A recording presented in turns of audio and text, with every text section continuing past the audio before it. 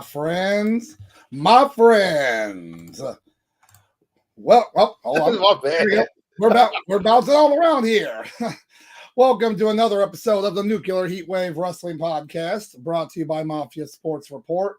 As always, I'm Dr. Love, and of course, I've got my main man right here. We got Sauce Bronson, baby. Yo. Hey, listen, real quick, a couple of good old boys from Michigan, we love to talk about wrestling, but last week, these boys right here, they won the North, we won the division, but what was better than that?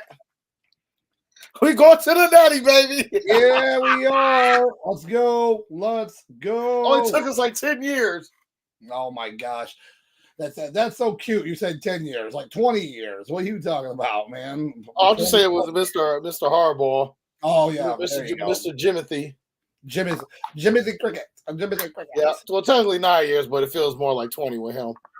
Right. But yeah. So I'm so excited. I'm so excited, man. Oh, my hair looks like a mess. Oh, that's okay. That is okay. But yeah, we're in the new year. We're in 2024, baby, and we got some wrestling news to talk about. Yep. Oh, wait. 2024. What? There we go. But yeah, we got some wrestling news to talk to you about. Whether it's AEW's new show or I think I hear something. Oh, what's this? We got that guy in the house. What the heck? What's up, man? What is up? That's awesome. You're looking spiffy. Yep, I try. Both of you are looking quite amazing. Well, hello, nice shirt, by the way. Thanks, sir. But yeah, so I would say it's new, but I think I finally watched it. And all my power's gone. I know. I'm like Samson. Oh my god. Yep, it's gone. So until I decide to do another crazy outfit, we'll see. But it looks like we do have a couple chats here. We got CBM, always nice. Thanks, guys. But also, goodbye, Bucky Beaver. So Bucky Beaver. Yep. For those who don't know, explain it to them, Doc.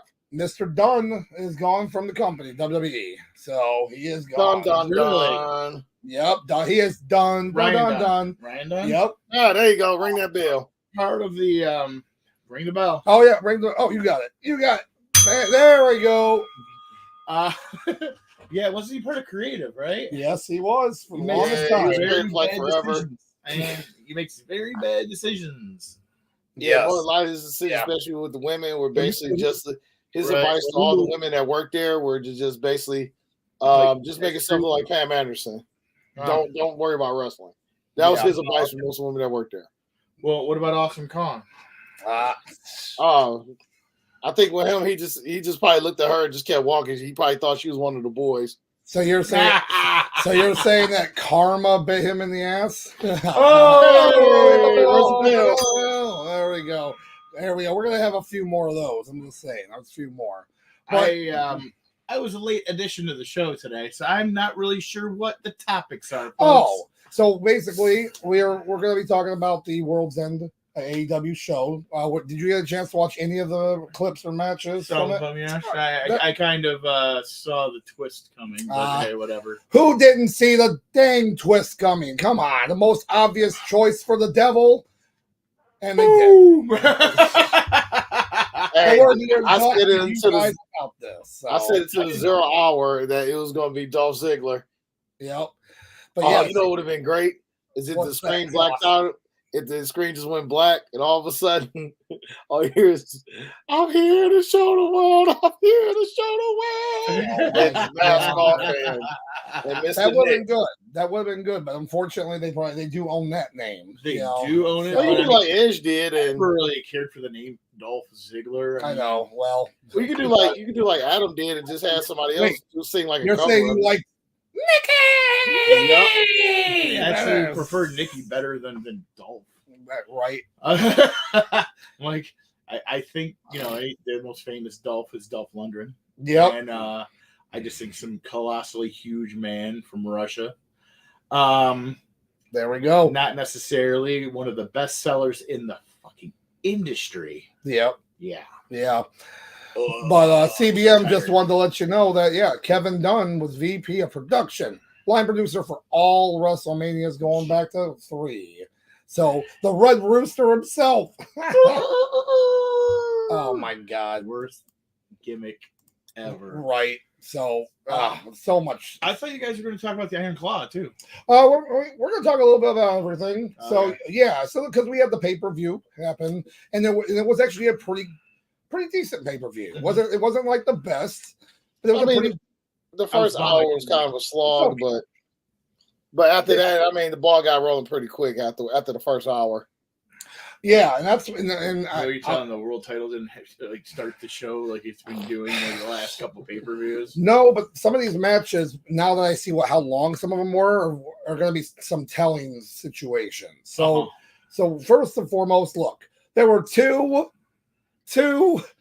8-man tag matches, and how much do we hate? I hate all these 6 and 8-man tag matches. Yeah, Two. They have a title for the 6-man tag. I'm just saying. Yep, that they don't Everybody care. seems to love about it. That they don't care. Well, guess what? Let's put it in perspective.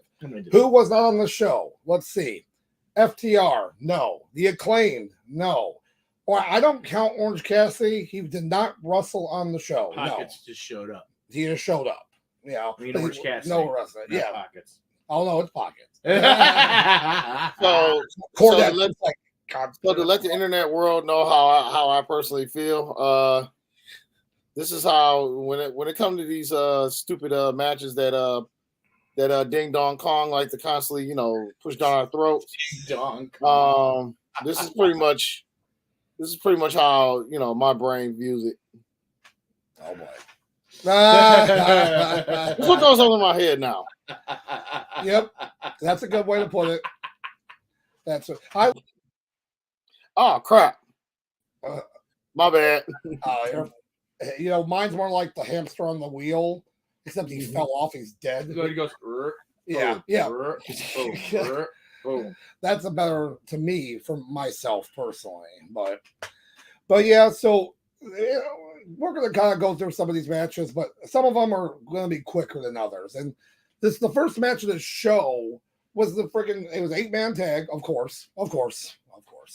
Blackpool Combat Club and Mark Briscoe and Daniel Garcia.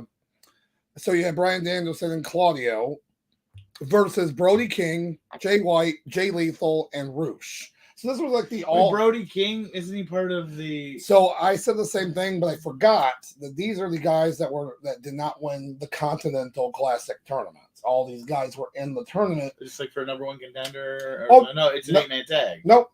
It was just to throw all the guys in to not have a match. Wrestler Stu. There you go. Wrestler Stu. I like it. Who's that? Stu. No, Stu. I know you're talking about this. Disco Stu. Disco Stu does not advertise. That's fun. No, man, like that match, everybody just got thrown in there, and I'm like, there's no rhyme or reason to this. No, not for 17, almost 18 minutes. No, man, 12 minutes at most. This match went like almost 18 minutes, and it wasn't like it was terrible. You had some pretty cool spots. One that Claudio and Brody King. Was it psychology? Was it psychology? Yeah. Psychology? Yeah. Well, just a little bit. People wanted to see Claudio do the swing, and he did the Brody. He got him like what, say 5-6 times. So, yeah. So I mean, it was crazy. So stuff like that was fine.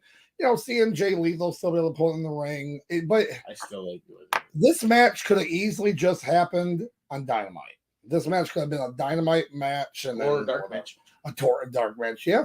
Oh no, the dark. You don't even want to know the dark matches. Those were way worse than this, and I'm not going to talk about it. It's called a Dark Order match. Hey, hit the bell! Hit the bell! Gosh! Oh Lord! Oh God! But that's for the match itself.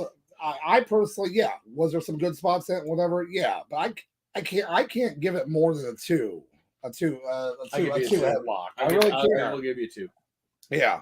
It was just kind of like, hey, these guys are in our company and they're here. They're on this. And as you see from our lovely rating scale, 2 headlock would be a good meh. Meh. So that's that's pretty much how I feel. It was just a spot fest for the parts I was paying attention to. Oh, come on. It wasn't an Impact Wrestling match. yep. Hey, listen, Impact can put on three. They can put on 3 headlocks. Okay. Yeah. So that's crazy though. But you know what? Alas, there's much more to talk about here. Now, the next match here, I fully believe was only put on this card because they said, Andrade, we don't want you to leave. Let's put you on pay-per-view. So you have Andrade come out, with CJ Perry, and then versus Miro. And if you watch both these guys, kind of like Miro don't leave. Oh yeah, they don't want either one to leave, but they both get great entrances. Of course, they're both over, and they're over. Oh yeah, they love them. They got pops, each one of them, when they came through the fucking curtains. Yeah, I think they're just people just excited to find out they still work there. Yeah. It just reminded me of how good these guys can work watching the match. And, well, I mean, they're kind of like, I wonder if AEW is going to start another wrestling show and make them commentary. Right, yeah, they'll be backstage commentary. They want Twitch commentary. Like, we got a show on Twitch now. Twitch, and like, what the F is a Twitch? What the hell is a Twitch? Oh God! Ooh. So yeah. Oh, you're checking out what Sauce got me for Christmas. Sauce. Oh, you do boy. Good work, yeah, that's right here. So I'm randomly pointing at stuff here no one sees, but it's actually a arcade one up, but that's been souped up. And it's very cool. And I appreciate Sauce for it. We've been playing a lot of it. It's awesome. Heck yeah, Sauce. Good job out of you. But as for this match, it was good. I mean, it's a good little match. They gave him 15 minutes, which I'm surprised they even gave him that much. Give it 3 headlocks. Yeah. I'd absolutely say 3 headlocks for that. Bam. I only give it 3 because there was no build-up for this match. There was. Oh, yeah. It just kind of happened. No build-up whatsoever. Oh, trust me. We're going to get to some weird-ass booking stuff here. But by the way, booking. Hey, by the way, booking is, Booker of the Year. Oh Lord! Yeah, I agree. This was a 3 headlock worthy match. I'm not, I'm not mad at it. Right. It does look like we got a guy. We got. Don't worry, CBM. We're gonna get back to you in a minute. We're gonna kind of segue when we talk about the match in a little bit. But we have a D-Town guy in the house. What's up, fellas? Oh, indeed. Go blue. I'll go blue. That's what I'm talking about. Let's go. Oh, anytime they beat Alabama, I'm gonna get super happy about that. Right. And I just found out from the producer that I will be hosting that national championship here at the house, right here. So right here. Which is when? I believe it's next Monday. Monday. I believe. I don't have. Well, sir, you I believe you dropped something. Hold on. Wait. Hopefully it's not the ball. I believe you dropped something. Hold on. Hopefully it's not the ball twice. I mean, no. Let's see. I'm gonna let everybody know. And a local wrestling promotion, MPWA, will be having a show at the Ann Arbor Saline Fairgrounds this Saturday. And you should all check it out because it's going to be a TV taping. Oh, shoot. Pretty good. I'll be there in attendance. Oh, as well as an up-and-comer that's actually my girlfriend's cousin, Leela Hall. She just graduated from the Hot School, which is the House of Truth. House of Truth. And she is touring the Indies right now. She's doing a pretty good job. Only 18. Wow. That is awesome. Guys on radar. She's got pretty good stuff. I mean, she's still green, but like a lot of potential right there. Yeah, absolutely. What's Sauce got? I believe you dropped this, sir. Just when you get a chance, make sure you pick it up. I've got it. Thank you very much. What this man has done, this man has hosted quite a few nights in this past week. As far as us wrestling boys getting together, being able to get down the clown. So shout out to him. Oh no, excellent I missed a really good New Year's party. I was very upset I couldn't make it. I had a stomach bug. It's okay, man. It is okay. We'd rather you get healthy and then go get back at it. So yeah, at least you're here. That's all that matters. Yep. And but the Christmas party you had was quite outstanding. I had a great time. Oh yeah, thank you so much. Thank you. So and Friendsgiving. And the Friendsgiving, yes. Oh, that's 2 in 1. So moving on from this right here, we do have the first of the two women's championship matches. Now, so you have Timeless, Toni Storm, best gimmick in the company, versus Riho. And this match pissed me the fuck off. Well, let's say, hit us with it. What made you mad, man? Anytime anybody sells for Rio ever, yeah, she's 75 pounds. This is the problem when you have, unless you have someone that's comparable to her stature, it's not believable. No, for the move, it's not believable. So when you see her wrestle against similar petite women in Japan, they're going to put on a showcase. But you can't. It's not going to be the same. It's like when she wrestled Saraya. Yep. AKA Paige. You could tell she wasn't feeling it, man. You could just tell these people, and you can tell whoever's doing the booking has a fetish for anime girls. For anime. Whoa. Almost never fell out of these chairs. The night is young. Well, I'm just saying. So. Oh God.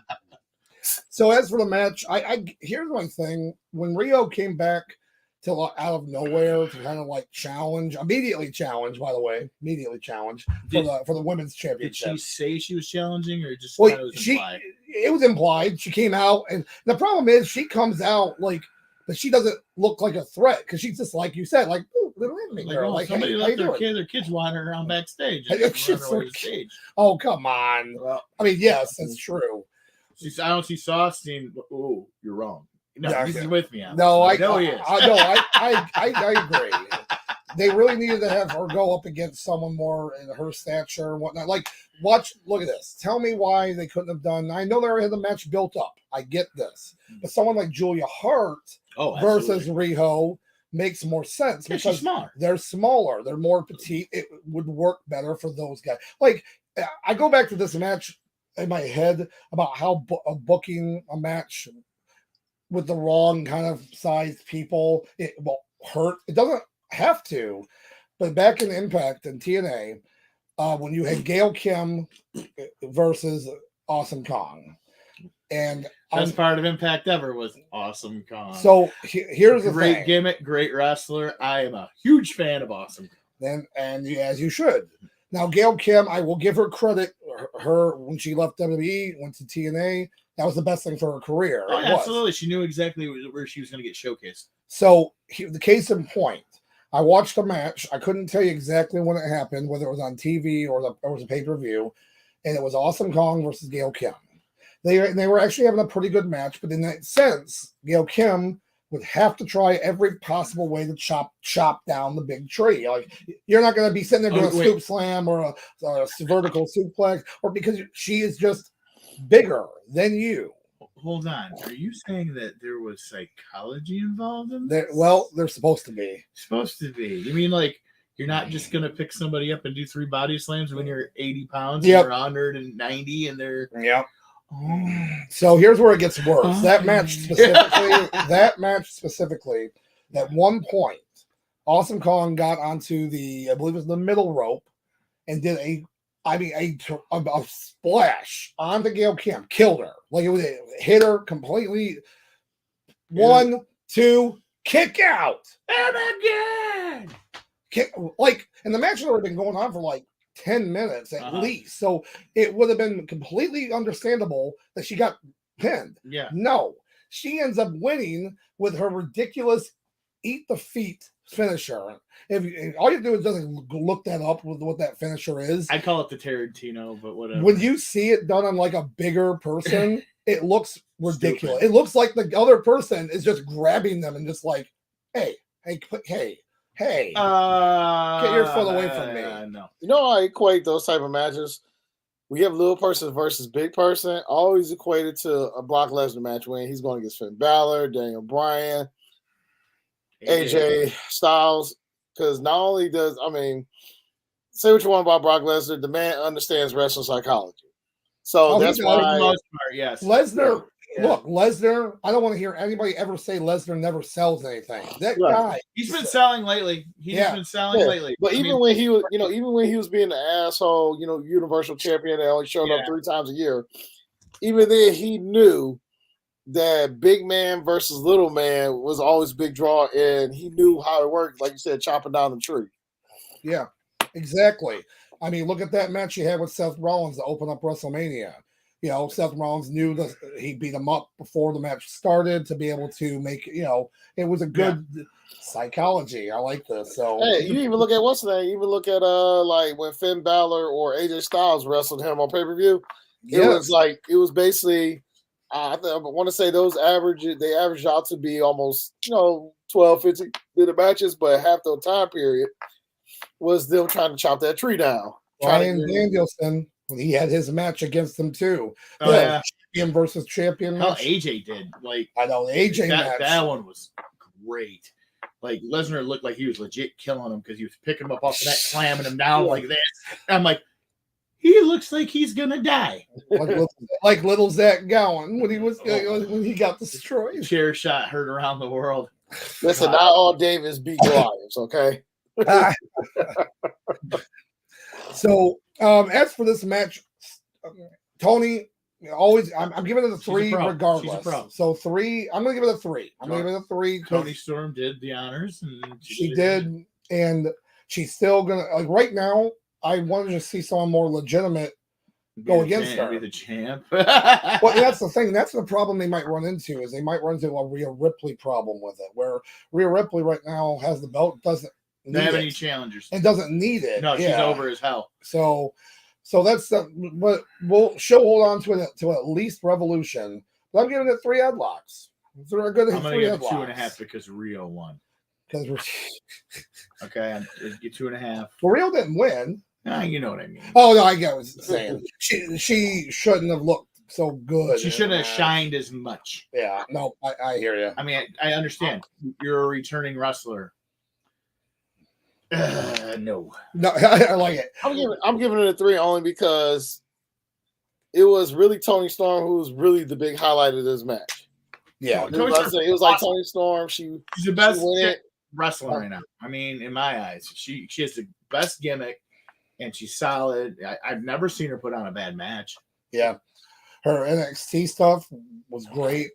And then her WWE stuff was good. Yeah. She was, she just didn't want to be there anymore. I don't blame her. She didn't want to put over Sasha Banks, but that's another story. But as far as her, oh no, didn't you hear?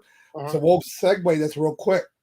The news at this point. Now again, Mercedes the money is what apparently she's going to be getting. Apparently, again, this all could change tomorrow, but apparently she's trying to sign a 5-year deal with AEW. For $25 million. So $5 million a year. Come on. Okay. Come on.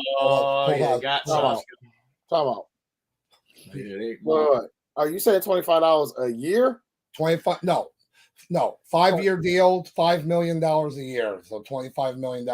Not worth it at all. Yeah, I would say no. Rewind. Let's just rewind the clock back 2 years. Now, let's say in this scenario, Sasha, she did the job, she did the business as far as she spent like the last 6 to 8 months of her WWE contract just putting people over, come in doing her job. Yeah, she did. But she does it so well as far as putting people over, she come in and do the business. And then let's say her contract was up then. And then, she get her 30 days and she's la-di-da-di-da. At that point, because of, exposure, as far as her work, I could see her getting $5 million a year going to AEW, especially, knowing, guaranteeing that she's going to be the face of that company and whatnot, be the, I guess you want to call it it could be like the John Cena, the Hulk Hogan, or whoever you want to call it, the AJ Styles of that division. That's probably fine. But in 2020, let's just say, 2024, the person who ain't really wrestled much since she's left WWE, and then she's only wrestled 4 matches since she's left WWE? Pretty much, to my knowledge. New Japan. Well, remember, her New Japan. It's coming up on a year when we saw her Wrestle Kingdom last year. Up at Wrestle Kingdom, and then I haven't heard shit. She won the Japan Women's Strong title, but then got hurt in her match against Willow Nightingale. Yeah, so I know she got hurt. She got hurt in the Willingale match. Yeah. She did a match prior to her. She did like a match prior to her championship match. Then she did a championship match. So that's 3 that I know of. But but the gap between basically her getting released from WWE and New Japan is like she really didn't. As far as I know, she didn't do much of anything. She fell off the map. She fell off the map, basically, what you're saying. In my opinion, and this is just it's just me spitballing, I think she was bluffing, playing like the train game bluffing with McMahon and them, and she lost. Yeah. Walkout thing. She felt that she could just kind of do this walkout. She had already done once before. For a brief time. Dog's cousin. Yeah, she already done this once before, a brief one where she was off TV and then they brought her back. So I think she felt that she could do it again, and when she didn't, and you almost feel bad for Naomi. Now Trinity and Impact. Yeah. Like, see where she had to go? She had to go to Impact. Yes, with their. Hey, listen, that's good. Hey, listen. Trinity, she's going through her Bobby Lashley / McIntyre hero arc, okay? Oh, that's funny. No, I agree. I mean, like, they went there and they owned, and they came back. Same thing with LA Knight. Let me talk to you. But hey, listen, it's working out for Trinity. And that's something interesting. I know we going off the rails for a minute. Oh no! So since we segue. Mercedes and Trinity pretty much left station. But since the 2 left, look who's actually benefited who's had better benefit with their time. Yes, Mercedes. Yes, she was on. She showed up in New Japan. I'm gonna be honest with you. I think her biggest highlight was probably just showing up at Wrestle Kingdom, which I think probably overshadowed her winning the belt. Oh, Wrestle Kingdom is the second biggest show of the year. It is. Oh, it is. But then that's pretty much been their biggest highlight. That's pretty much been the biggest thing for Sasha. Yeah. And then look at Trinity. She's made her debut at Impact is literally running that division, building up her resume. Now, if I'm gonna bring somebody in AEW, I'm not gonna pay them $5 million, but I'll give them $3 million. I'll pay Trinity. Hell, I'd pay Trinity $4 million before I pay Sasha. I would pay Sasha $750,000 a year for the next 5 years. No, that's fair, man. Yeah. That's a good payday. Well, especially when you have to look at the resume. See, everyone gave a bunch of crap about Charlotte Flair apparently being the highest paid woman, and whatever you think about her, the resume speaks itself for Charlotte Flair. My problem with those homegrown talents are they went to the WWE.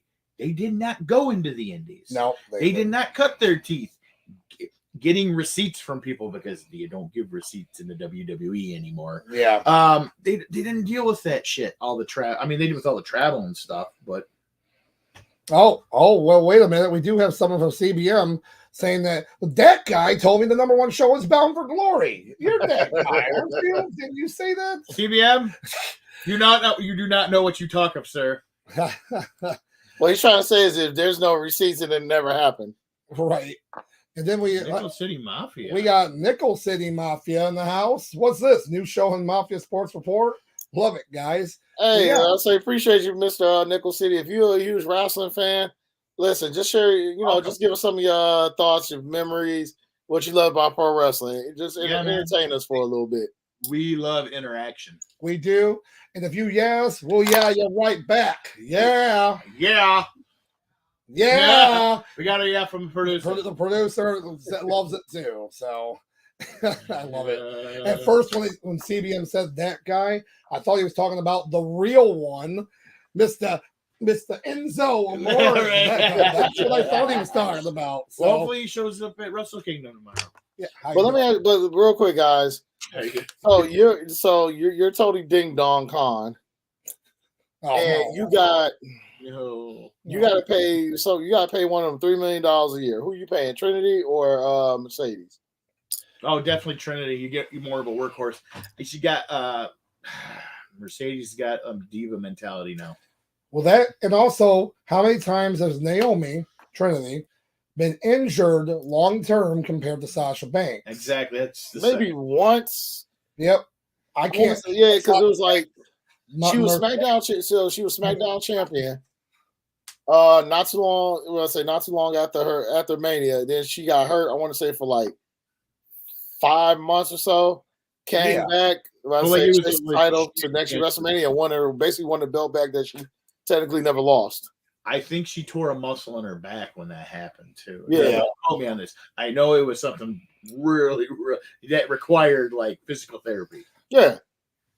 I'm not gonna lie. One more thing, and then we'll kind of go back to the show, but we'll segue some more. Yeah. As a belt guy, I really liked that.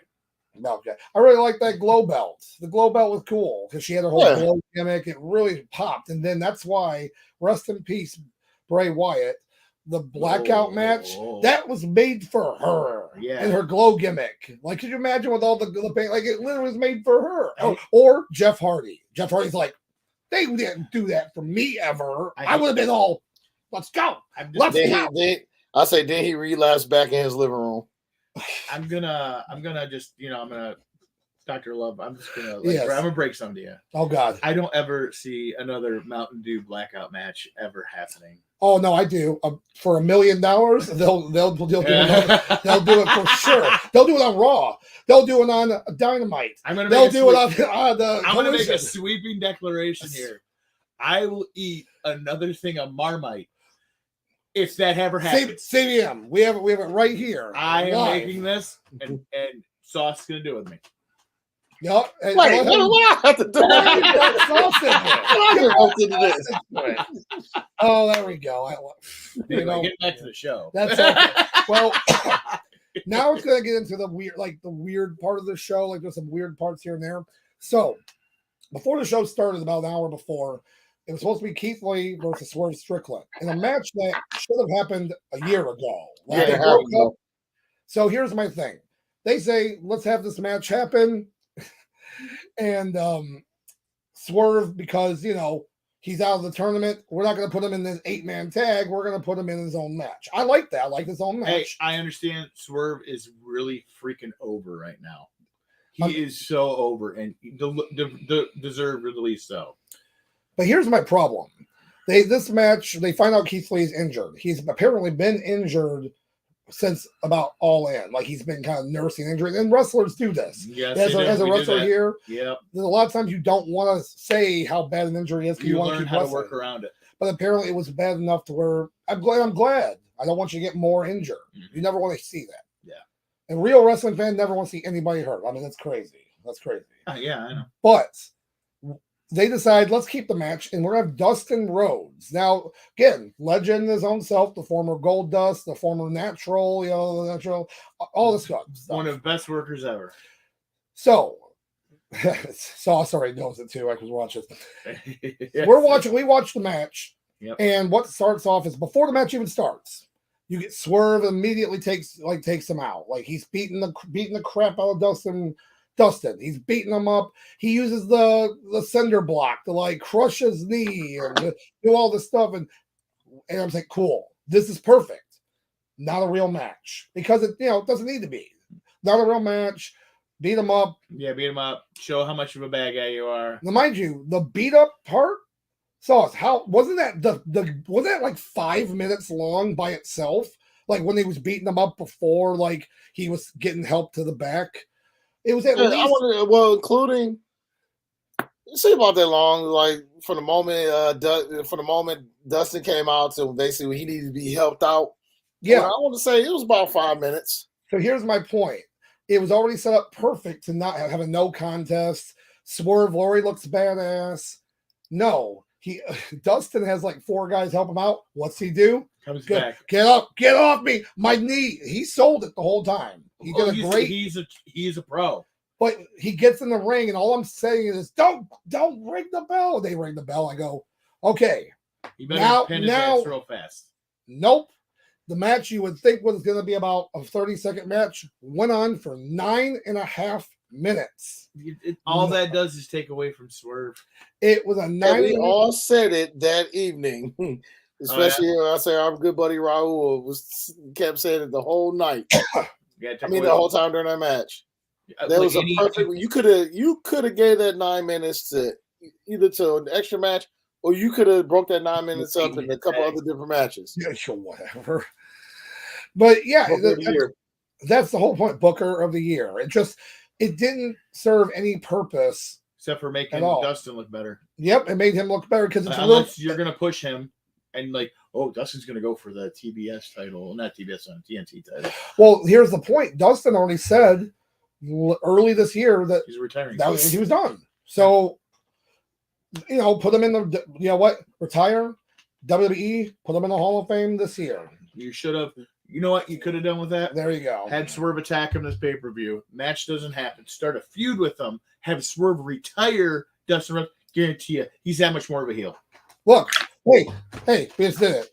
Hey, TK, we did your job for you. We did. Again. I mean, this could have been this. What? Wait, you did my job? Oh yeah. Oh god. You did my job for me? Calm down. Here, eat a donut. Here, eat a pickle. Listen. 20 years from now, this could have been the 20-year, say reenactment of Triple H versus Foley. Going through a couple months. I was like a couple months, Matt. It was like whatever. They retired Foley. They turned the storyline to it. You literally. Like I'm gonna just build off what you're saying. The full, exactly what you're talking about right now, Sauce. Exactly. Because what they could have did was squad. They could have did an unofficial squash match. I said break the cylinder, have him limp away, whatever. And then you could have Swerve come out gloating on Wednesday. Then all of a sudden you get something from the Titantron, and you have Dustin saying they say you can't keep a good, good dog down, whatever, old dog down, whatever the saying is. And they don't worry, that receipt's coming. And then the next week, Dustin comes out and costs a Swerve in some match, whatever. Then So then we go through a month, a couple matches back and forth, and then like you said, we'll go ahead, basically retire him. Yeah. So basically, you giving. Even though he said I'm done in 20, I was done at the end of the year, but have him, because I think Dustin would not have mind, prolonging maybe extra 2 months, do the business and then exit on out of there to put a young star like Swerve over it. Dustin would have had no problem with it. Yep. No, wonder why? Because he's a pro. Yeah. So again, kind of going back to all this, I have to only give this match a 1 star. I agree with you. But it has nothing to do with Swerve. It's just the match. This match in its entirety. It was the booking that happened. So Sauce got cheeks. We got the cheeks there. That's what I want. Cheeks. It's said, but Swerve, it's not you. Here we go, Swerve. Or you. Or Dustin. You, Dustin. It's not neither one of you. Neither of the workers. It was just piss poor planning. Yeah. So fortunately, I wanted booking wise, I will give this Shockmaster. Yeah. Can we do another thing called piss poor planning? P cubed. Just put a P with a little 3 next to it. Oh, okay. I like that. Okay. I like that. We'll have to see him. Well, I got piss poor planning. Featuring TK. I would say booking wise, this is Shockmaster territory. All right. But the match itself, I'm gonna go. Listen. I know. It made no sense. Yeah, I was gonna give it 2 headlocks. Yeah, I'm going cheeks. There we go. Yeah. So hey, that's okay. I hate to do that to you, Dustin, but your dumbass Booker did it. So yeah. Right. What are you talking? Really? Hey, pickle. Sit down. Calm down. Eat your food. Eat your pickle. Oh my gosh! Please. You better watch out. There might be a wild Kathleen Kennedy over there. Oh, the Pandaverse has unleashed. Get out of here. The Pandaverse has unleashed in here. Oh my gosh! I did watch it. It was glorious. It was glorious. It was glorious. So moving on to the next match here, because this will be another kind of quick one. Because again, it's another. Hey, guess what? 8-man tag. Let's go. Hold on. I'm not gonna lie. We got to get a sound effect for 8-man tag, just because there's so many. Just get Michael Buffer. There's just so many. Oh yeah, 3 seconds, and that's all we can air. That's it. 8-man tag. That's it. There we go. 1 second each word. Oh my god. 8-man tag. Ridiculous.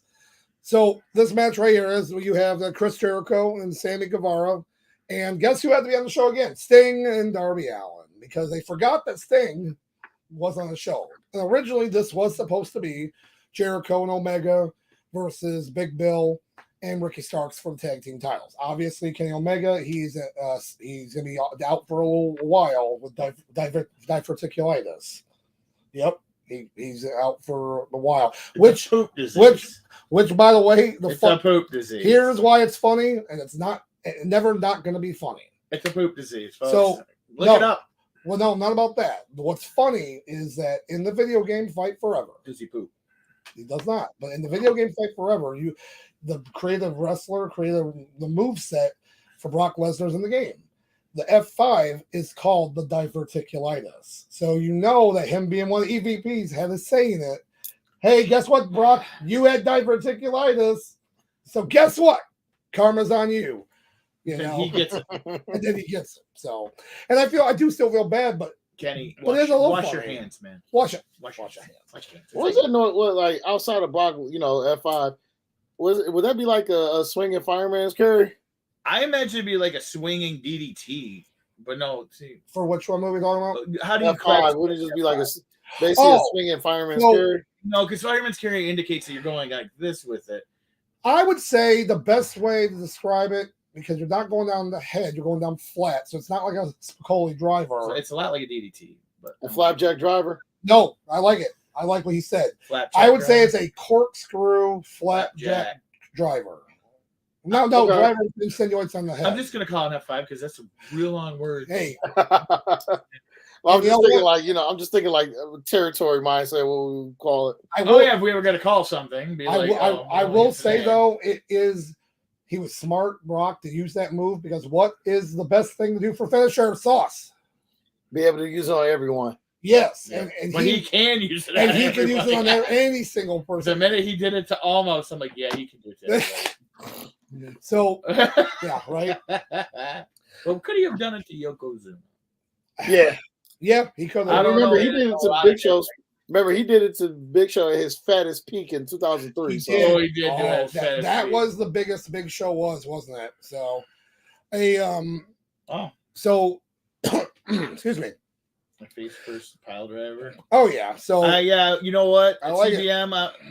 I'm gonna agree with you on this. Yes. CBM asked us, what is the pedigree? Like what is if you break it down? First pile driver. Right, but then what would be the diamond cutter or the RKO?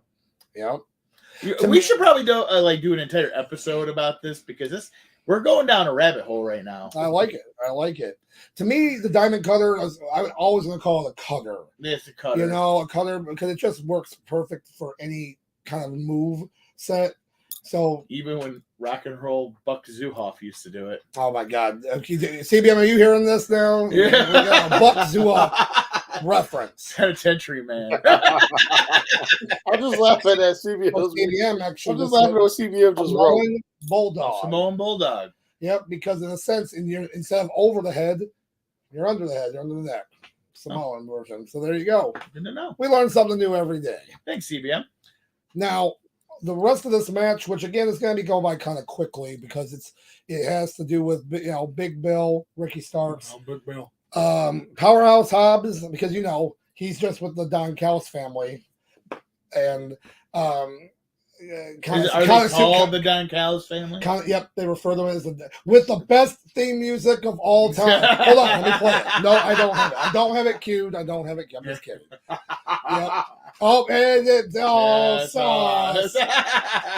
Sauce doesn't embrace, guys, the Don Callis family like we should. Hold on, that picture. It's a lot. This old dog is not learning new tricks. There we go. Come back, Sauce. Come back. Hey! That theme song is just so stupid. Don't get me wrong. There's been some stupid theme songs that have come out in my 40 years of existence watching wrestling, and some have grown on me. Yeah, this one ain't it.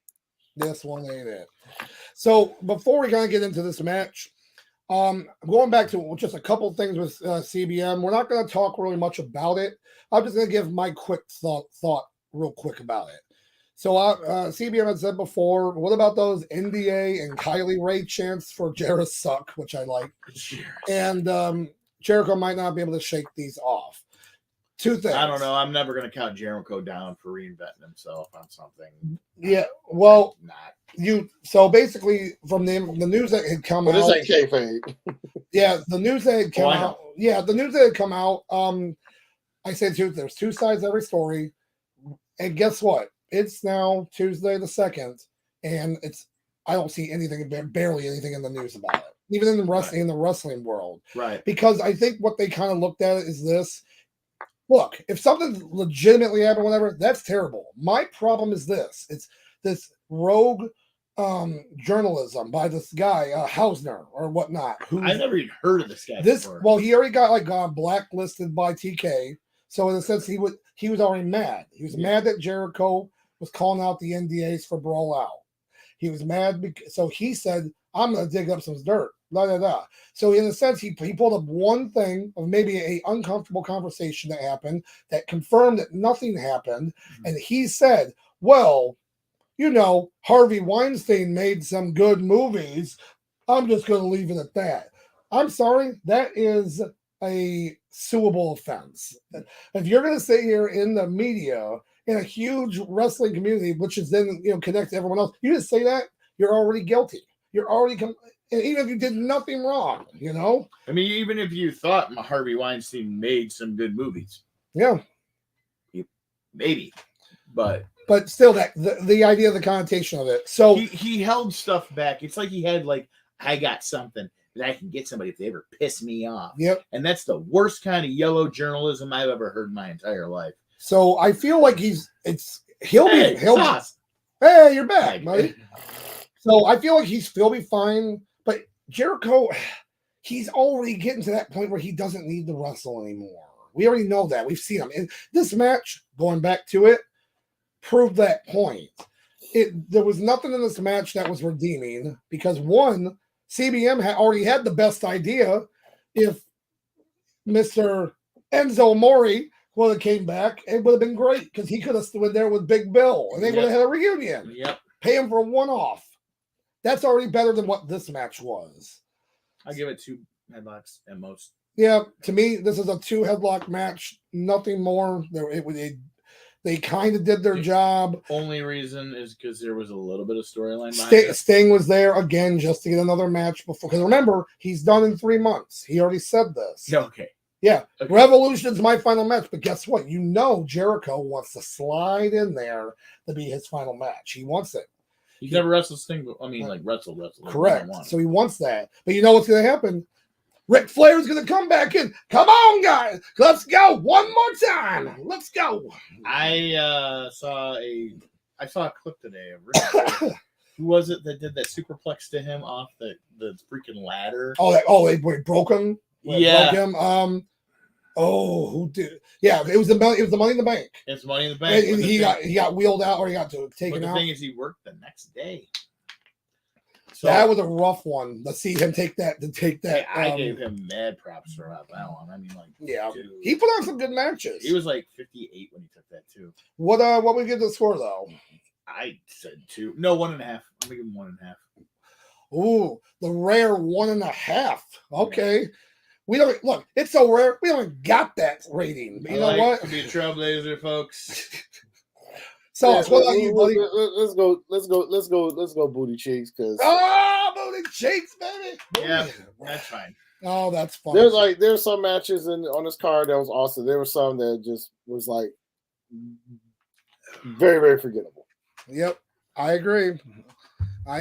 Oh, and let me tell you again, that match was 15.5 minutes long. So another Jericho match that's got to be 15 plus minutes. So I would rather watch a thong photo shoot of Evil Uno than fucking watch that match. How about Evil Uno and Naked Midian?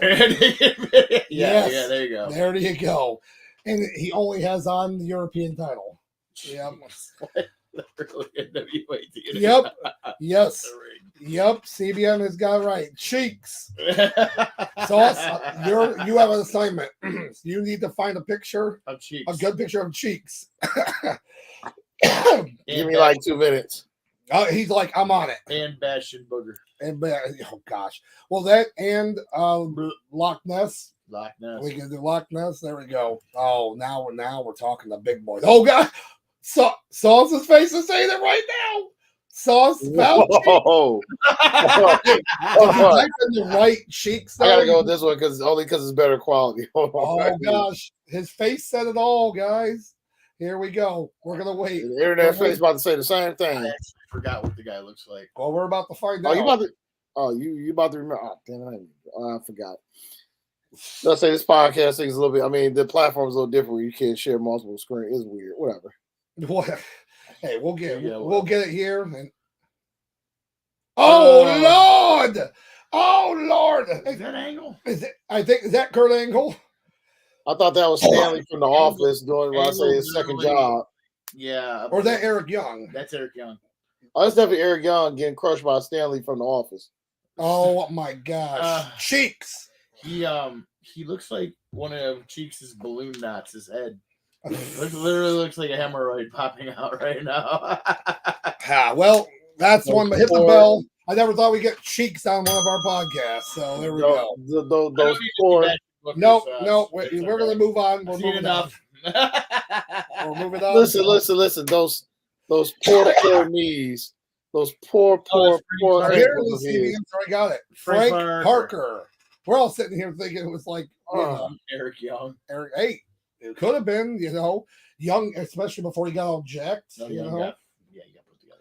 Yeah, well, for sure. The back knee was all right. We already knew that. So, but so moving on, we have the second women's championship match where it was Julia Hart, the TBS champion, versus Abaddon. I did not see this match. So, okay, two things. TNA, well, not TNA. Actually, I'm just saying TNA because we just saw Cheeks. Now I got it's stuck in my head now. You don't need that stuck in your head ever. I know, right? AEW, you have the house rules match, right? So that's the whole point. The House of Black has house rules. First off, they never explained it. They said apparently the rule Abaddon stipulation was that biting was legal. Never said it one time in the match. The commentators never said it one time, but apparently that was a rule. They did show her biting him, but I just assumed that was her character. That's what she just does. Yeah. Now, Abaddon, I love this character. I just think they're just wasting her. It's a weird character for a woman. Yes, and that's what makes I don't mean it it's work. not sexist or anything like that, but it's a weird character. I know a worker on the indie scene right now named Abaddon. Oh, okay. And he does the gimmick very well. He does a lot of death matches. Yeah. So having not seen the match, I really haven't seen any footage with her in it. So here's my thing. They did have a little bit of build up for this match with Julia Hart and Sky Blue, kind of like going after Abaddon, which is funny because Julia Hart's whole "I'm going to possess you, corrupt you. But you're gonna corrupt the uncorruptible Abaddon, right? Because you look at it, she's already isn't Abaddon supposed to be correct? The connotations are I'm corrupted evil. Correct. So that's where it kind of bothers me that's the style you're working with here. Yeah, it's weird. It's weird, right? I'm gonna harness that evil. Now the match was actually pretty good. You got to remember, Julia Hart is 22 years old. She's very young. And again, going back to the whole petite wrestler type thing.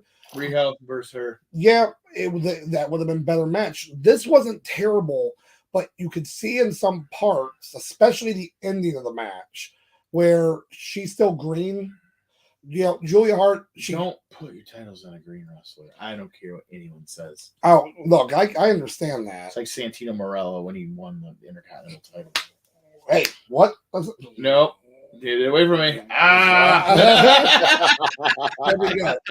Hey, you know what? Talk about another wrestler that had one of the best theme musics. Tell me I'm wrong. Oh yeah, we're not talking about you know what? You know what? Oh, okay. He brought asked the question. Nope. I asked the question. He said the words. I he didn't said say the words. I see If it. I wouldn't have said it, CBM would have said it. Yeah, he probably would have. We probably would. I wonder how we could do a theme song episode without getting copyrighted struck. I know, right? It's hard. It's hard. We'll have to do some research. We'll do some research on it. And then the whole time it's just going to be playing the Don Callis family music the whole episode. You're going to make him blink out again. Don't do that. I'm just like, I'm just going to, like, when, if you play that episode, when you leave out of that room, I'm just going to extreme teabag you. I'm just be like Sting coming from the ceiling. Oh my God. He's coming down from the Raptors. I'm coming down from the ceiling. Oh my gosh. How funny. But quick question. I asked this question. Well, let's get this aside first. I thought it was pretty. I mean, granted, yes, you got a wrestler who's green, someone green there versus, what looks like experience, I guess you want to call it veteran with Abaddon. I thought the match was pretty, I give it a 3. I give it a 3 headlocks. If Abaddon was in there with somebody with a bit better experience and recreate this match, we talking possibly 4 headlocks. But yeah. I'm gonna ask you a question, Travis. Let's say Abaddon is no longer in AEW. Okay. Do you think? Obviously, I think she can find her footing in Impact. Okay. Or with anywhere else. Do you think that she would work at WWE? Like the gimmick? That's the first question. I mean, it's kind of a two-parter, but go ahead. Gimmick, right? The gimmick, yeah. Sure. Yeah. Well, I don't know, man. Like WWE has this way of just being like, even if you have the coolest effing gimmick ever, they're like, you're not that guy. You're who we say you are. True. Now, if she's a good worker, yeah, they're going to use her. I mean, they got the market cornered on really good wrestlers, with the exception of Tony Storm, because Tony Storm told him to take a hike, and a couple others. But, I mean, she would do real good. Now, my next question. Would you see, okay, so you feel like she would do do pretty decent WWE. Yeah. Would you make her a primetime player on NXT? You think she would fit better on NXT versus the main roster? Absolutely. From what I hear, like I haven't seen a lot of her stuff. From what I hear, yeah, because I think the main roster on SmackDown and Raw for women is way more stacked than it is down in NXT. Yeah. Well, when I saw this is my first time seeing Abaddon wrestle. You know who Abaddon kind of reminds me of with her wrestling style? ODB from TNA. Yep. Well, I mean, he's got that type of style. That's a good comparison. Kind of like a bruiser, you don't see Spanish mouth women. The women there look like they're bare knuckle fighters, and when the ones that you do are Shayna Baszler, and nobody cares. I don't mean to sound like an asshole, but like Baszler's athletic as hell, but I did not enjoy the Ronda Rousey Baszler match that I saw. Listen, when we think Baszler, we think NXT Baszler. We don't speak. Yeah. We don't speak on main roster Baszler. No. I'm saying, I'm tell you right now, Shayna Baszler versus versus Bianca Belair in NXT. Yeah. For the couple times they fought for the title. Well, yeah, like you were saying, Sauce. Like the reason I said, hey, I like Awesome Kong. Yeah. She was a bruiser. But the thing is they only make the bruisers the bigger women. Yeah. You see bruisers that are smaller. Like if I saw like Riho is like a bruiser, but like she just does like forearms and like knees and shit. You're not gonna take that seriously. Yeah. I know, I get that, but I'm saying, but like it's on how you sell it and how you throw it, dude. Yeah. Like CM Punk, for instance, I know Dr. Phil. His style looks good because he uses his knees and his elbows. He's not the biggest guy in the world, and he is not cut, but he's using the pointy ends of his body. Yep. You know who would be a solid bruiser? Or what woman would be a solid bruiser if only she was like maybe 5 inches taller? Who? The chick that rolls with the Creed brothers. Ivy Nile. If she was just like maybe 4 or 5 inches taller, she could definitely, be, because she's athletically built. But if she was just a little bit taller, that bruiser style, she could basically be like, what's the name? She basically could be a female Pete Dunne. Absolutely, there we go. absolutely, and also on the flip side of this, Sauce, you don't see super technical women wrestlers. It's either spot monkey stuff or just kind of toeing the line. Like you don't see like I don't know, like a Lance Storm type worker that's in the female. I think the closest I've ever seen, I want to say might be the closest I might have seen might have been Natalia. Yeah, Natalia, I would say that because like she like Bret Hart did, everything made sense in what he was setting up for. Right. Yeah, I would say yeah, because outside of Natalia, I'm trying to think maybe uses a freaking head scissor. Every chick uses a flying head scissor. Oh yeah. I guess the closest you get is Charlotte, because Charlotte can And she can wrestles get like technical. Just like her dad, except for she has moonsaults off the top rope. I know. Yeah. She almost kills herself. It's crazy. I enjoy her moonsaults off the top rope. May land on her nose. Basically, she's she's like her dad. She's like her dad, but a much better, but way better wrestler. Right. I would say Ric Flair in his prime was pretty amazing. Well, here's the thing. If you look at Ric Flair, most of his moveset was just punches and headlocks. Every once in a while, he might throw a submission, but that was like 90% the of his longevity repertoire. he had, man. Yeah. It's all about longevity in the business, too. True, I mean, true. Which is and true. the thing is, everybody hated his ass, too. His whole All story. he needed to do was do headlocks and punches. Yeah. He The told us- charisma is what got him going. But I'm saying, like, as far as, but I would say with Charlotte, I would say when it comes to technical wrestlers, probably Natalia. I'll give you three. Natalia, Ahsoka. Asuka. Asuka. Oscar. Why did I say Okay, Ahsoka? four. I'll give you From four. Star I'll give you four. Asuka. Asuka, Natty, Charlotte Flair, Tony Storm's starting to come up to that. and Shayna Baszler when she was in NXT. Yeah. All right. I'll give you Even though that. because she was, her gimmick was UFC style, but Shayna could definitely she could be. There was times where she definitely got down when it came to technical wrestling. Yes. I'll give you another one. I just wish she could have wrestled more. Jazz, for sure. Oh, yeah. Jazz was a brute. Could beat you, beat your ass. Oh, yeah. down. And with Jackie.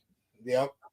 Wait, with Jackie. Jacqueline. Jacqueline. Thank you. I thought you were inferring Not Jackie. Jackie. Not Jackie. Oh, You mean I take a bulldog that happened 30 seconds ago? oh God. Oh God. Hey, they put me on the main roster because I Oh, fucked God. a dude on Tough Enough that wasn't my boyfriend. Oh, now fellas. we've officially lost all control. Jackie Yeah. Gator. Jackie. Let's go ahead and knock the rest of these matches out, fellas. What's funny? What podcast could you ever get Cheeks and Jackie Gator Jada mentioned on the same right? one without provocation? Jesus. Jeez. On the same podcast, but not in the same sentence. Right. So He did it. moving forward, we do have our the hotly anticipated match for the show. Was Eddie Adam Copeland defeating Christian Cage in a no DQ match for the TNT title. So he is the TNT champion. Now. So we'll explain that. So That's the only other match. Oh, that's the only match he didn't watch. So let's just go into. Yeah, I'm gonna be honest with you. I'm gonna go first real quick. I just want to give my 2 cents. It was a match going in. I didn't care. I even said on the preview, I could care less about this match or not. But going into the match, didn't really have much of my attention. But I would say after about the 10-minute marker, this match had my undivided attention. Yep. It went from a match I didn't care about to a car wreck I never wanted to see end. So, yep, it was 25 minutes long. It was what should have been the first match they did, not that garbage that happened 3 weeks ago in Montreal where they had a quick match on Dynamite. I don't even, you know what? I don't count it. I'm going to be not mad about that anymore. I'm done with it. I'm more mad about what happens after this. So this match is a good match. No DQ. I mean, you had every possible thing. Nick Wayne going in there doing stuff. They had flaming table spots where they put so much lighter fluid on the table. It was like we were chanting for the Dudley Boys. We thought, oh my God, if the Dudley Boys came out, we would have lost our collective. Well, I know shit. because you're a huge Mark fan. Well, yeah, and then the flaming table spots of the ECW that they used to do. So, anyways, at one point though, Adam Copeland's put so much lighter fluid on this because you gotta remember it burns off so quickly. Yeah. You light it, so he's like this. It's like that one episode of The Simpsons when Homer put so much lighter Halloween fluid. episode. Yeah. Yep, so much. That's what it was. Yeah. So, anyways, all this happens. The match. Oh yeah, and then he slams Nick Wayne through the table, but he like misses the table, so he like it breaks part way. Yeah. His back gets oh man, it's the whole thing. So, anyways, the match ends. Luchasaurus interferes. Well, the match ends. Yeah, oh yeah. So the match ends, and Adam Copeland with the Unprettier beats Christian to become the new TNT He beat him with champion. his own move. Outstanding. But then we have more. So remember I told you in the pre-show there was some garbage pre-show stuff? Yeah. There was a 20-man battle royal, over the top rope battle royal in the pre-show. Yeah. And the winner of that match got a TNT title shot at any time, similar to what you would call Money. Can you see where this is going? The newly renamed Luchasaurus to Kill Switch, which obviously is name Christian's what he called the Unprettier. It's always the Unprettier, by the way, always the Unprettier. Does he still wear the dinosaur mask? Oh yeah, he still wears the dinosaur mask, but he's called Kill Switch. Yeah, he's literally the same guy, just different name. Just Kill Switch. So yep. Okay, I know this is going. So in a sense, he comes in the ring, and Christian, he's about to cash in. Christian grabs him, talks in his ear, and he gives up the contract to Christian. He signs it. The bell rings, and 11 seconds later, Christian is now again regained the TNT title. That's some Punch and Judy bullshit right there. Oh my god! So what I understand, it was a barn burner match. Yes. Oh yeah. Match was great. But then they didn't. Obviously, they didn't want. Just book him to go over. Just book him to go over. I mean, with the scumbag move that Christian pulled. Oh, we get. This is only January. We're only the second day of 2024. Are we calling Christian? Is this too early to say that he's heel of the year already? Yeah, I got to give it a full 2 weeks. I was about to say heel of the year. Not even a weekend. Heel of the weekend. Well, what's going this match happened in December? Eventually, it's going to come out. Whatever happened with Luchasaurus, and he'll be unmasked. I guarantee you. I'll give it till and it's Lance Archer. Lance Archer was in the Battle Royal. He was also in that Battle Royal too. I forgot he still worked there. So, yeah, what was he called? The Battle Hawk or something? What was his name? The Murder Hawk. Murder Hawk. The Chicken Hawk. Lance Archer. Oh my god! So, I guarantee by Double or Nothing. So that's May. That would be the Memorial Day weekend. Luchasaurus will be unmasked. Guarantee it. Okay. Yep. All right. Would you be willing to try Marmite with again? I'll do it again. Yes, yeah. I'll do it for sure. You heard this here first. Yep, for sure. If he's unmasked, he's not unmasked. He's gonna eat Marmite. Yep, again. So, and you know what? With some tripe too. So, yep. So, as for this match itself, point wise, I abstained because I did not watch it. That's okay. I have to give the match. The only match that matters, the original match, got to give a forehead lock for sure. 1,000% agree. Forehead lock, it was great. It shows you what a no DQ match should be. The last parts with the whole fire on the table took too long. Kind of took like Nick Wayne at one point was on the apron, just like he's waiting for Edge to get the light. He's like, Nick Wayne, the guy that works at the college bookstore. Yep. He had the kind of he looked like the wrestler in the video game when you're knocked out, but someone picks you up, so you're just like, oh. It was as excruciating to look at as it was when Dak Shepard was trying to wrap his head with the chains to do that headbutt with the chain moves off the top rope. It was like, come on now. The FTR and the Briscoes. Oh God. So yeah. No, so what? You know what? If we had to rate the other match, Shockmaster. The 11-second thing is a Shockmaster. I mean, most definitely. Because it was just ridiculous. So that's what I want to say about that. And right now, it's like, where do you go now? Do you 2 know out of 3 falls match actually makes sense. If they do a 2 out of 3 falls match, I'd watch it. Yeah. Ooh. Well, so yeah. So moving on, we do have what I would think Sorry, folks. my favorite match of the night would be this match right here. Is this the main event? It is not, but we're almost there. So this match right here was for the mouthful, the inaugural Triple Crown Champion, Continental Championship, whatever. It was basically for that Continental It was Classic. for all the marbles. All the belts. Okay. All the belts. Eddie Kingston, the janitor, the Mad King versus the plumber, John Moxley, in a dumpster fire back alley match. I wish Was that's it outside? No, I just made that part up because it'd be funny. But It's got to be a thing, folks. So think about it. These guys fought for 17 minutes. 17 minutes. Oh, oops, hold on. 20 seconds. And they beat the living hell out of each other. I mean, these guys are chopping. Well, they're friends. Open that chop. Oh, yeah. They threw everything at each other. You notice people that have known each other for a very long time in the business that are friends have traveled will get snug with one another because they realize I'm not going to take advantage of it. They beat the living hell out of each other. And it was good. You know what? I give this match a 4. Yeah. Even though I'm not going to go into it.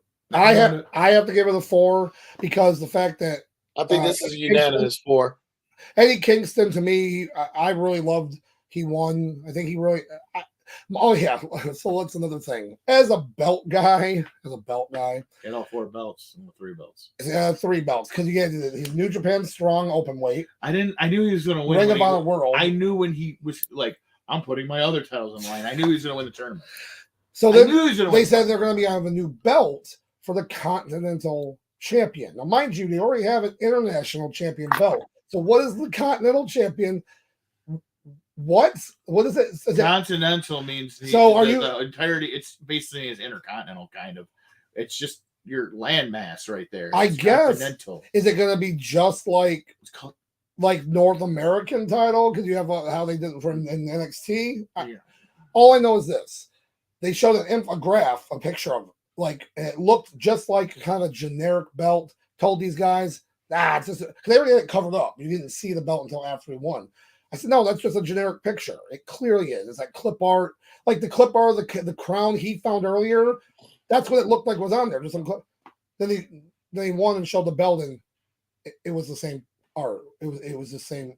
And what's sad is this: a friend of mine who actually his name is Ron Edwardson. He's the one that actually created and made the belt. Made it off of their specifications. He made the Trios title. He made the original TNT title. And these are off of what AEW wanted. So it's like, I messaged him. I said, so what's up with kind of a generic belt? Just 1 second. Yeah. AEW, if you can hear me, television championship in AEW. No Continental, television title. Ugh. But they already did. No, TNT. It's a network belt. That's a network. So, oh God. So, anyways, match is really good. Back and forth. It's good. It's good in the sense that they're good for these guys. These guys. It was a slobber knocker to quote somebody. It was just like a bar fight. And I'll tell you something. These guys, I said, should have been an ice bath for over 24 hours. Moxley, nope. He's got to get over to Japan because he's fighting in Wrestle Kingdom in 2 days. So who's he got? He's fighting David Finlay and Will Ospreay in the triple threat match. Oh. I know. So talk about now. Finlay's heavy-handed. Well, because guess what? I think I heard from someone his dad loves to fight. Wow. So he's fit for his age, isn't he? He's very fit for his age. What? Hint. Wake, ding, ding, Yeah. ding, ding. But yeah, a lot of gratuitous use of the bell. I'm going to stop. 4s all the way across, gentlemen. I think it's good. Now it's 4. we move on to the main events. We're finally here. We're here. We have a MJF. We've got him versus Samoa Joe. Here's my thing. We already had this match happen on what, Collision or Dynamite, or like when they fought each other in a random match. Don't realize you got to build up to it. They did start that build up and all in, and I did like that. But you got to think how much this got screwed up because of Adam Cole's real life injury. You know, about like how it could have been built up. But here, Samoa Joe. I love me some Samoa Joe. I do too. I'm a fan of Joe. So this match, 17:50, almost 18 minutes, was pretty good. You know, and MJF, you can tell MJF is hurting. He needs to take time off, regardless of what situation, with contract disputes, blah, or not. It's all work. He still has to take time off, TV, because he's got a rehab. But the end of the match was another one of those weird things where people kind of didn't get it because they don't do it that often. So Samoa Joe, they fight back and forth. He almost thought MJF was going to go to roll over to pin him. Oh, yeah, no. I thought for sure. Steal a Oh. victory from Samoa Joe would have been perfect. Yeah. But then he gets him in the cocaine clutch. And they actually do the 3-arm drop. They've kind of stopped doing that, like, in the past years. Like, they started just going to, like, one drop. And they're like, oh, he's out. I'm like, where's the other two? I like the 3-arm drop. As a kid, I loved it because it was always Hogan's thing. It was always a... It's always Hogan's thing. I'm like, he's doing it. Did you at home as a kid like let's I'll tell you. Exactly. I know you. We all thought MJF was gonna like do that because he's been doing all the wrestling tropes, and it's working for. But it's working. When the arms fell, the referee almost comes like, and he did a good job kind of playing. I'm like, okay, Bill, like it's over, and fans didn't even know what to react. The fans were like dead silent. So I think that was for two reasons, but I'll let you keep going. What's you done? Oh no, that was it, and then we'll talk about the aftermath. So basically, I think the one that was tired, and two, I think everybody in that arena had the same mindset I had going to this match. Let's get this over with so we can see who the devil is. That's how I felt going to this match. If this match were to happen any other circumstance, I think I would have been more into this match. Yeah. But because of my mindset is near the end of the evening, my stupid ass Lions got screwed. So at that point, I was just over it. Oh, don't talk about it. I don't want to talk about it. It was right. It was the same time. Listen, we don't have to. But at that point, I was just mentally over it.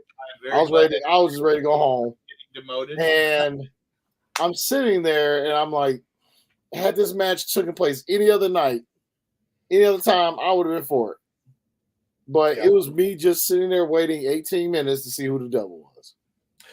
So here's the basic, and that's the other thing too. So the match ends, and then you have everyone come out, and Adam Cole's like, "I'm gonna get to help you," and then the masked men, and then the lights go out, and you're like, and then all you see is Adam Cole in a chair, and you see the other guys, and then they unmask, and it's like it's Wardlow, it's Roderick Strong. It's who was the other guy? I don't remember. Maria's Maria Kelly. Oh, the Kingdom. Her husband and other dude. Yeah. Boom. But everybody saw it coming, folks. Everybody saw it coming. Here's why it was so stupid, though. They had to say several times, "Adam Cole's officially the devil." Adam Cole's officially because they didn't, they had to make sure to let people know he is the devil. Guys, he's the devil.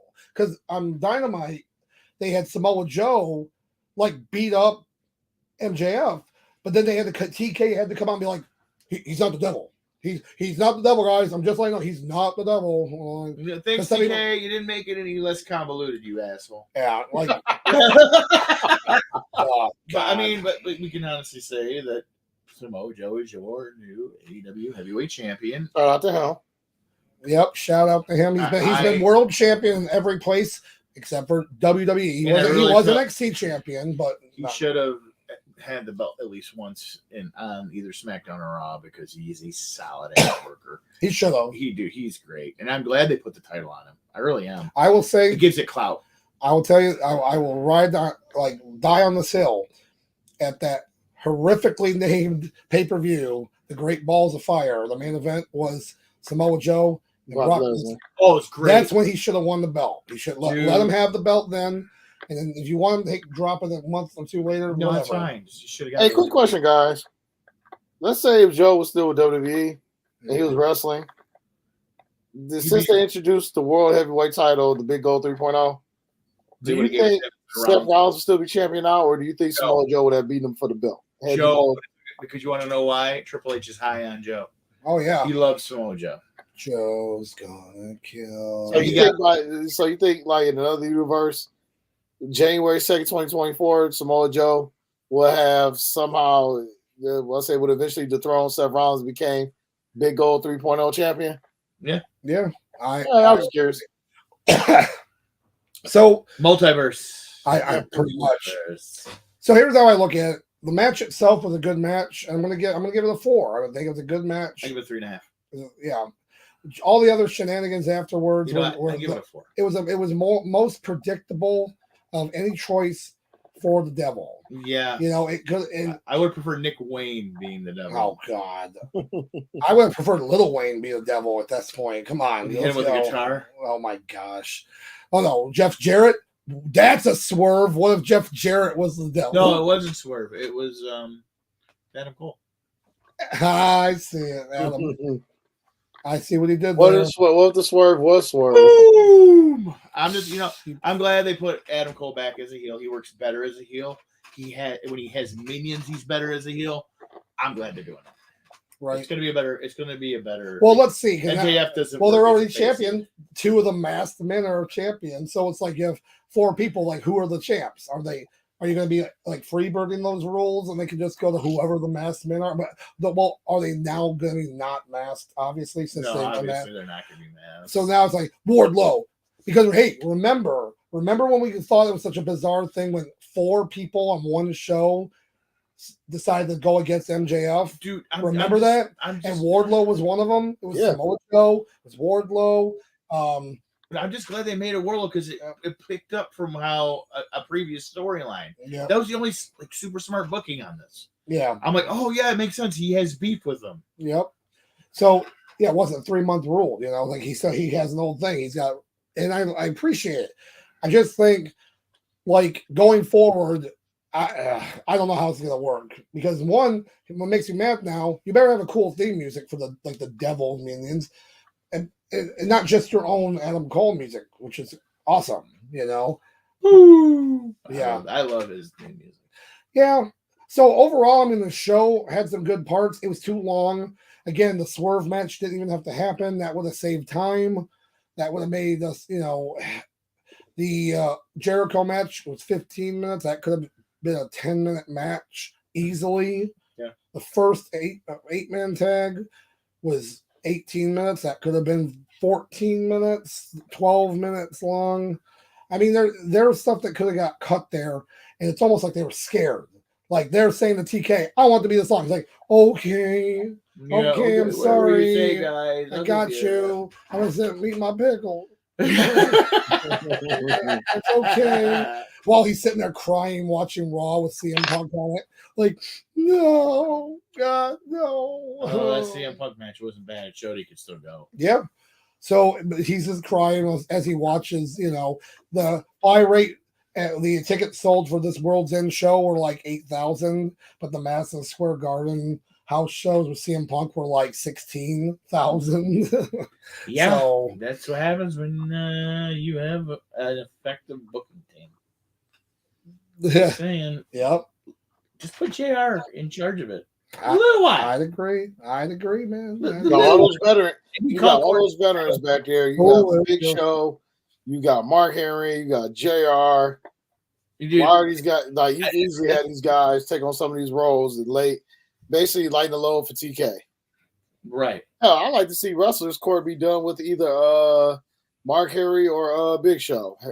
Exactly. Because dude, Undertaker mentored Big Show, like flat out mentored him. They said, "Hey, stay with him." Yeah. First 2 years he was there. Oh yeah, for sure. First 2 years he was there. He was always by him. And the thing is, and I know it's going to be kind of Oh no! Like, well, what are you talking about? I say hire Jim Cornette and have him part of your booking team. Oh man, now I'm just saying. Well, Cornette already said he'll be went gone within the first week because he'll tell TK either Pocket stays or either Pockets goes or I do. Either Twinkle Toes goes or I do. We already know what that would be. I know, but I'm saying I agree. Well, I mean, diverticulitis took care of Kenny Omega. Boom. Hey, real quick before we get our heat, speaking of Jim Cornette, I was listening to a clip of his podcast the other day. I forgot what match he was talking about. I think it was AEW, of course.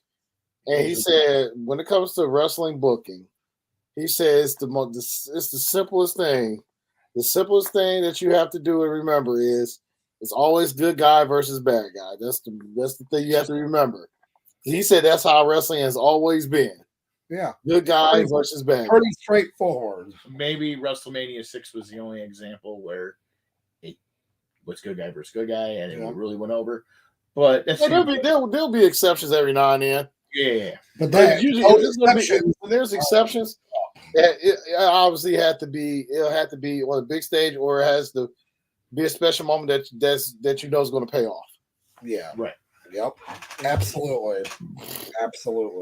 I would say as far as heat of the week, whenever you're ready, can I go first? You absolutely, man. My heat of the week is my cousin Samoa Joe, world champion. Congratulations, you ended 23, on the high note. Hopefully keeps that belt for a couple months, and then they can figure out whether, as far as roadmap to the future of that belt. Until then, my cousin Joe is the champ right now, and I'm happy with it. Yeah. When those pricks wanted to make him a commentator too. Yep. I know. That makes me happy. I know. So what do you got for the heat of the week, can buddy? I have two? You can. Go ahead, man. Okay. I'm gonna agree with Sauce on one of them. All right. Number 2 is the Bo Dallas promo that got put out there about Wormwood. I thought that was exceptionally creepy. Oh. I think it's going to work really, really well. Did you guys hear it? No. Oh, my God, dude. He's coming back, basically lifting the gimmick off of his dead brother. Yeah. Saying that he's guiding him from the beyond. And I'm like, oh, my God, man. I believe in this gimmick. Believe, baby. It's going to be good because he even admitted he was Uncle Howdy. He goes, Uncle Howdy was just laughing the entire time, and Wormwood's what's going to happen. And I'm like, dude, I got freaking chills the way they packaged this. When was this? When did this air? It aired like maybe 4 or 5 days ago. Oh, okay. I'll take a look at it. So, all right. Yeah, definitely check. Good stuff. And I really hope Bo actually delivers. But the way he kind of sacrificed his body at SummerSlam, I think he's going to deliver because he jumped off those bleachers and it was very high. There we go. Yes. Yeah. So for me, I'm going to kind of leave everyone wanting some more. So I'm going to say my heat of the week. How about that Mr. Dwayne Johnson comes back to yesterday on Raw and said that he wants to go eat somewhere. And where does he want to sit? At the head of the table. And the crowd erupts. And then it's over. So here's the thing about it. I know everyone's excited on WrestleMania. No. It's going to be Elimination Chamber in Perth, Australia. Because what they're trying to do is get the market money. Down there. They want the money. They know they're going to sell down there, but they want the even higher marquee status. So The Rock versus Roman at the Elimination Chamber. I don't care what time that show is, watching that show. Yes. Because I don't know what Australian time off the top of my head. I'm watching this show. Close to Japan time. Yeah, I'd say so. Well, Japan's 13 Yep. ahead, so I imagine Australia's got to be, 15? Yep. Was it further away? No. Oh, let's bring up a map real quick. Hold on. While we're bringing up the map, while he's bringing up, I one other topic I don't want to get off here before we mention. Actually, I got it right here. Perth is 13 hours ahead of Eastern time. So they're in the same time zone as Japan then. Yep. So because it's 9 p.m. right now Eastern Standard Time. It is. So it's 11 in the afternoon out there. 11 in the morning. 10. So it's 10 a.m. Wednesday. Well, like Australia's been chomping at the bit for like exposure to pro wrestling and having events there ever since WLA. Yeah. The World Wrestling Association. Yeah, they have that. World League Association. World Wrestling League Then they had Association. WWA as well. That's what it was. It was Jeff Jarrett tried to. Listen, it was terrible too. It was terrible. Listen. Imagine that crowd. Okay. Imagine the biggest pop of that night is when Australia's own Rhea Ripley comes out. Yeah, oh yeah. Oh, but real quick, before we go, I want to piggyback off of Doc.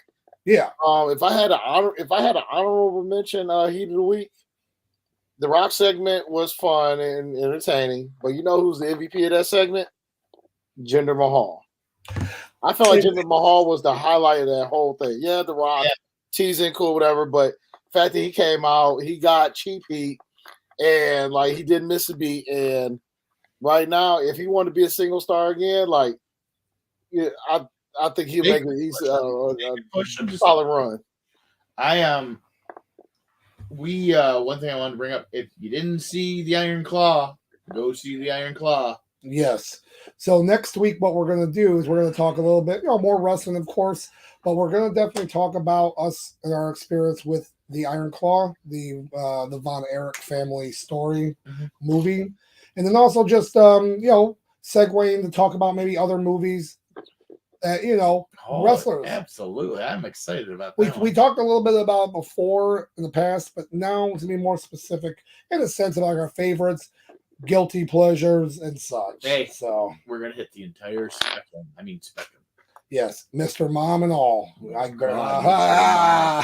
that note, Sauce, we had a good show here. This guy was coming in hot.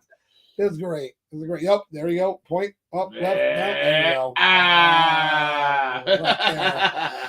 But so yeah, we're gonna head out of here, and we're gonna catch you guys next week, of course. And at the same time, thank you for everyone that watched and commented. It was great. We learned some new official names for moves. That's always a good thing. So remember, smash that like button, subscribe, so you never miss anything that comes out of this. Trust me, you don't, because again, we got Cheeks, we got Gail Kim, and Jackie Gata. And then we talked, like that never gets brought up on any of those other podcasts. It's like the Mount Rushmore of schlock.